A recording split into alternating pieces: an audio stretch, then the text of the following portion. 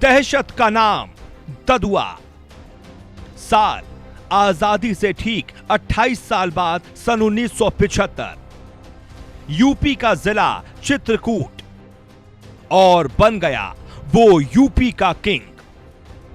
हेमा मालिनी, अमिताभ बच्चन, धर्मेंद्र और जया बच्चन की शोले रिलीज हुई, लेकिन इस फिल्म में सबसे ज्यादा चर्चा गब्बर की हुई। वही डाकू गब्बर सिंह जो बिहड़ों में छिपकर कई कोस तक राज करता था। लेकिन इसी साल असल में एक गब्बर सिंह तैयार हुआ था, लेकिन उसकी अपनी अलग पहचान भी थी, उसकी अपनी अलग कहानी भी है। ददुआ का असली नाम था शिव कुमार पटेल, लेकिन दहशत की दुनिया में उसको ददुआ बुलाने लगे। इसी नाम से उसकी सालों तक दादागिरी चलने लगी।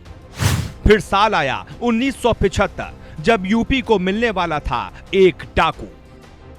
किसको पता था कि यह ददुआ न सिर्फ एक नाम बनेगा, बल्कि सत्ता की कुर्सी किसे मिलेगी ये तक तय करेगा। ददुआ का नाम भारत की उस पीढ़ी से लेकर इस पीढ़ी तक को पता है। ददुआ की कहानी में हमारे नेताओं का खूब रोल रहा। ददुआ की दहशत तो पूरे बुंदेलखंड और चित्रकूट में थी, लेकिन 90 का दशक आते आते ददुआ राजनीतिक तौर पर इतना पावरफुल हो गया कि उस दौरान चुनाव में एक नारा चलता था, मुहर लगेगी हाथी पर वरना गोली लगेगी छाती पर। मतलब साफ है, ददुआ बीएसपी का समर्थक था। चित्रकूट, बांदा, हमीरपुर, फतेहपुर, प्रतापगढ़, प्रयागराज, मिर्जापुर, कौशांबी की करीब 10 लोकसभा सीटों और दर्जनों विधानसभा सीटों पर ददुआ का बोलबाला था। इस इलाके में ददुआ जिसके सिर पर हाथ रख देता था, उसका चुनाव जीतना तय था, क्योंकि ददुआ की छवि रॉबिन हुड की थी।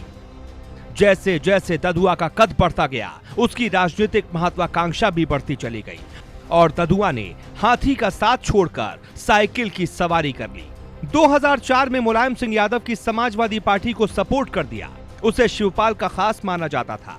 जिस ददुआ ने पहले चंबल के जंगलों में हाथी दौड़ाया था, उसने अब साइकिल चलवा दी। सपा बसपा के बारी बारी से मिलने वाले आशीर्वाद से ददुआ का कद बढ़ता चला गया।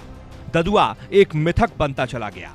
ददुआ खुद तो कभी खादी नहीं पहन पाया, लेकिन परिवार का राजनीतिक करियर सेट कर दिया। भाई बाल कुमार पटेल 2009 में मिर्जापुर से सांसद बने।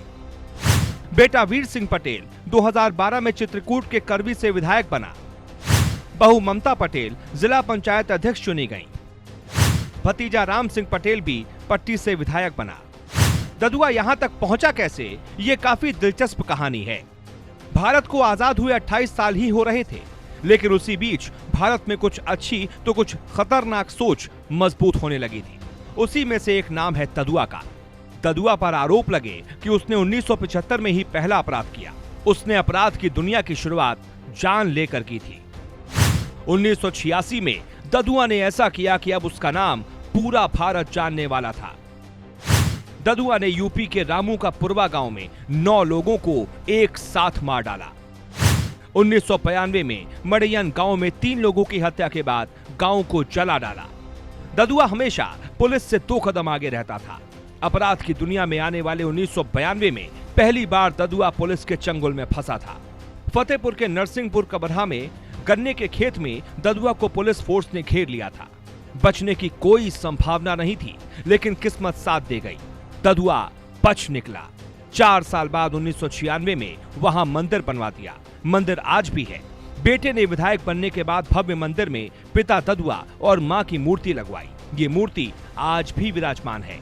देश की आजादी के कुछ सालों बाद चित्रकूट के देवकली गांव में जन्मे ददुआ असली गब्बर बना। इसके बाद उसके कदम आगे ही बढ़ते चले गए। 2007 में एनकाउंटर तक ददुआ के ऊपर करीब 250 मामले दर्ज थे। कहा जाता है कि ददुआ के पिता को कुछ लोगों ने गांव में नंगा करके घुमाया था और फिर हत्या कर दी थी।